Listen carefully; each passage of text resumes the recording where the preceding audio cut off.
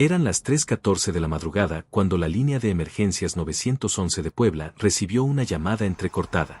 Una voz femenina, apenas audible, decía que alguien la seguía. Luego, un grito. Después, silencio. El operador intentó mantener la comunicación, pero del otro lado solo se escuchaba una respiración acelerada, como si quien hablaba hubiera comenzado a correr.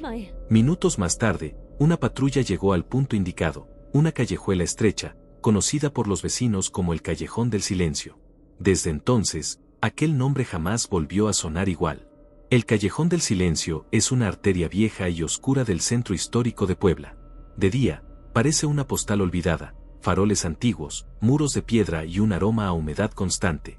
Pero por las noches, la atmósfera cambia. El aire se vuelve espeso, y las sombras parecen observarte. Algunos vecinos aseguran que allí el tiempo se detiene, y que a veces, entre las 3 y las 4 de la madrugada, se escuchan susurros femeninos que vienen de ninguna parte. Aquella madrugada del 18 de agosto de 2019, los agentes hallaron el cuerpo sin vida de Laura Villaseñor, estudiante de periodismo de la Benemérita Universidad Autónoma de Puebla. Tenía 24 años. No presentaba signos de violencia, ni heridas visibles, ni evidencia de intoxicación. Estaba tendida boca arriba, con los ojos abiertos y una expresión indescriptible, como si hubiera visto algo imposible de explicar antes de morir. A su lado, una grabadora portátil seguía funcionando. En su interior, una cinta reproducía una canción infantil antigua, cantada por una voz femenina. Esa cinta se convertiría en la pieza más enigmática de toda la investigación. El comienzo de la investigación.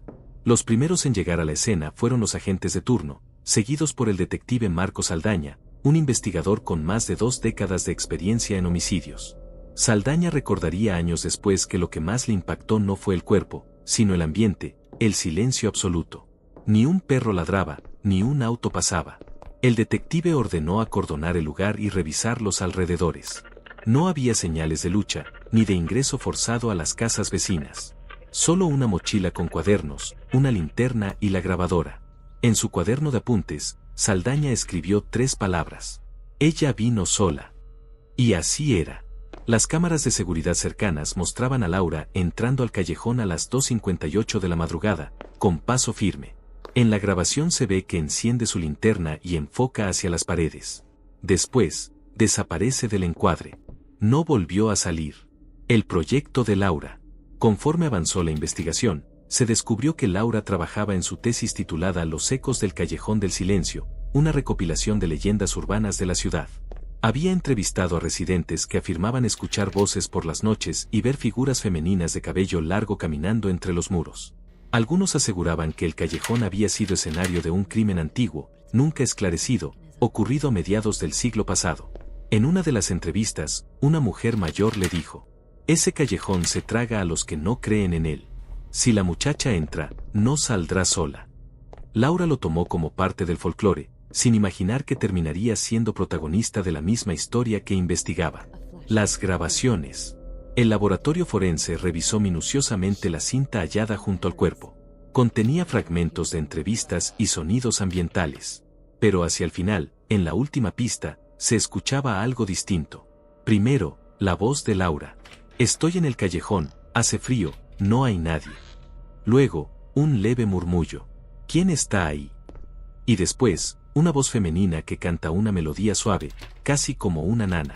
Segundos más tarde, un sonido seco, parecido a un golpe o a una caída, y la cinta se corta. El análisis espectral del audio reveló algo aún más extraño, una voz masculina oculta, en un tono muy bajo, que susurra el nombre Laura justo antes del final. Ningún vecino reportó haber visto a alguien esa noche. Nadie escuchó gritos. Nadie vio movimiento alguno. Una conexión inquietante. A medida que la prensa se interesaba en el caso, comenzaron a surgir teorías. Algunos medios lo llamaron el asesinato perfecto. Otros hablaron de posesiones, rituales y maldiciones urbanas. Sin embargo, el detective Saldaña encontró un patrón inquietante. 5 años antes, en 2014, se había registrado una muerte similar en la misma zona, una fotógrafa llamada Mariela Díaz, hallada sin signos de violencia, con el mismo rostro de espanto. A su lado, una grabadora antigua con una cinta en blanco. El caso se archivó como muerte súbita sin causa aparente. Saldaña ordenó reabrir aquel expediente. Al comparar los audios, descubrió una coincidencia en la estática de fondo.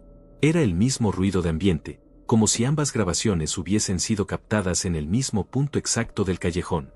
El hallazgo del taller. Semanas después, una pista anónima condujo a la policía a un taller abandonado en las afueras del barrio. Dentro, encontraron decenas de cintas, fotografías y objetos antiguos. Entre los materiales, había varias grabaciones con canciones infantiles distorsionadas, y en una caja de cartón, retratos de jóvenes mujeres tomadas a distancia, como si alguien las hubiera estado observando durante semanas. En una de esas fotos aparecía Laura, caminando frente a su facultad. No había huellas dactilares, ni rastros biológicos. El lugar parecía haber sido ocupado por alguien que sabía cómo borrar sus pasos. El detective Saldaña concluyó que el asesino, si lo era, no actuaba por impulso, sino por obsesión. Quizás grababa a sus víctimas, las seguía, y elegía el momento exacto en que ellas entraban al callejón. La aparición de Sofía. Cuando el caso parecía llegar a un callejón sin salida, ocurrió algo inesperado. En abril de 2021, Sofía Cabrera, compañera y amiga de Laura, denunció haber recibido una cinta anónima en su casillero. Era una grabación de la misma canción que sonaba en la escena del crimen. En la etiqueta solo había una palabra escrita con letra temblorosa. Escúchala. Sofía entregó la cinta a las autoridades, pero días después desapareció sin dejar rastro. Su familia afirmó que había recibido llamadas nocturnas antes de marcharse, donde alguien cantaba la misma melodía. Hasta hoy, su paradero sigue siendo desconocido. El cierre del caso. En diciembre de 2022, tras años de investigación sin resultados, el caso fue oficialmente cerrado bajo la categoría de muerte sin causa determinada. El detective Saldaña se retiró poco después. En una entrevista breve con un medio local, dijo una sola frase antes de desaparecer del ojo público. Algunas grabaciones no deberían volver a reproducirse. Desde entonces, el Callejón del Silencio ha sido sellado con una reja de acero. Aún así, los curiosos siguen acercándose por las noches. Algunos aseguran escuchar una voz femenina que canta suavemente, otros dicen que sus teléfonos graban ruidos sin explicación. Cada cierto tiempo, alguien jura haber visto una figura de mujer parada bajo el último farol, mirándolos en silencio. Epílogo.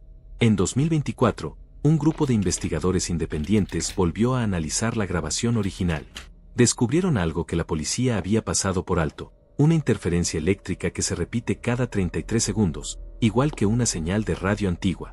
Esa frecuencia provenía de un transmisor ubicado en el taller abandonado.